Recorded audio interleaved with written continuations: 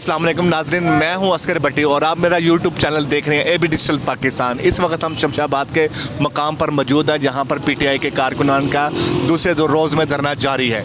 यहाँ पर लोगों की आमदरफ्त बंद की हुई है, ख़ासतौर पर 6 रोड से लेके फैज़ाबाद के मकाम पर दोनों की तरफ से आमदरफ्त जो है दोनों बंद हो चुकी है। यहाँ पर कारकुनान और रावलपिंडी की जितनी भी क़यादत है यहाँ पर धरना दे के बैठी हुई थी। धरना देने की बुनियादी वजह यही है कि खान साहब पर जो साबका वज़ीर आज़म है, वज़ीराबाद पे जो हमला हुआ था, उस हमले के बाद FIR के बाद उन्होंने कहा था जो हमारे 3 नामजद हैं मुल्ज़मान, उनका नाम यानी कि FIR में काटा जाए। तो उस पर बाद सुप्रीम कोर्ट ने भी सो मोटो लिया था, जिसके बिना पर उन्होंने 24 घंटे का नाम दिया था FIR काटने के लिए, लेकिन FIR तो कट गई थी। लेकिन उनका ये PTI के कारकुनान का और इमरान खान का ये कहना था कि ये जो हमारे नामजद मुल्ज़मान है या जिनको हमने नामजद किया FIR के हवाले से, उनका नाम लिया जाए, उसके मुताबिक उसकी FIR को हम मानेंगे, अदरवाइज़ दूसरे FIR को नहीं मानेंगे। इसी वजह से रावलपिंडी के जो जितने भी पास हैं, ख़ासतौर पर मैं बात बताना चाहूँगा, पुराना एयरपोर्ट है वहाँ पर भी धरना देकर वहाँ पर आमदरफ्त के लिए बंद किया हुआ था।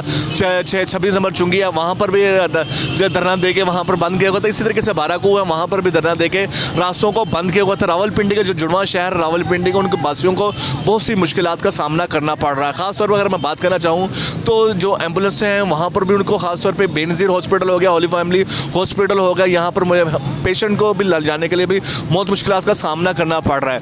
साथ ही साथ रावलपिंडी के जो अवाम हैं उनके जो 6 रोड पर काफ़ी स्कूल हब है, उस बना पे DCO रावलपिंडी ने रावलपिंडी के जो मकामी स्कूल्स हैं 8 और 9 तारीख को तातील की हुई थी और बच्चे इस वक्त घरों में आराम कर रहे होंगे, क्योंकि यहाँ पर मुल्की हालात की वजह से, खासतौर पर रावलपिंडी के वक्त धरने की वजह से, सूरत हाल की वजह से छुट्टी दी गई थी।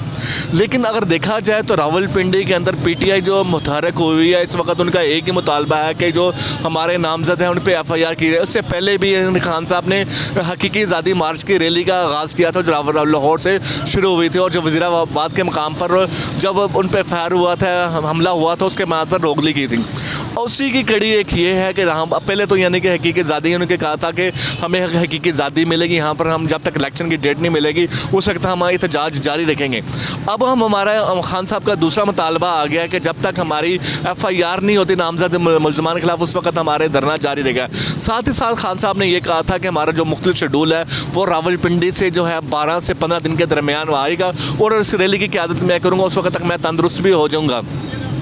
लेकिन दूसरी तरफ ये भी देखने में आया है कि यहाँ पर जितने PTI के जो कारकुनान हैं, जिस तरीके से कहा जा रहा था उस तरीके से कारकुनानों को नहीं ला सकी, क्योंकि पिंडी की पुरानी रवायत रही है कि जब भी यानी कि बड़े बुलंद दावे तो किए जाते हैं लेकिन कारकुन नहीं आते। अगर देखा जाए तो मुस्लिम लीग नून का दौर था, जब साबका वज़ीर आज़म नवाज शरीफ थे, यानी कि जब उनको दस्तबरदार किया गया था तो वहाँ पर यही दावा किया गया था रावलपिंडी के अंदर से 1 से 2 लाख बंदों को निकाला जाएगा, लेकिन उस वक्त भी कारकुन नहीं निकल पाए थे। इसी तरीके से रावलपिंडी के अंदर इससे पहले भी यानी कि जब इमरान खान को इलेक्शन कमीशन ने नाअहल करार दिया था, उस बिना पे देखा जाए तो 1,500 से 2,000 कारकुनान को बाहर निकाल पाए थे। पूरी पिंडी की इंतज़ामिया और जितने भी कारकुनान हैं, जितने भी MNA MPAs हैं, सब ने कोशिश की थी और थोड़ा कम कारकुनान को निकाल पाई थी।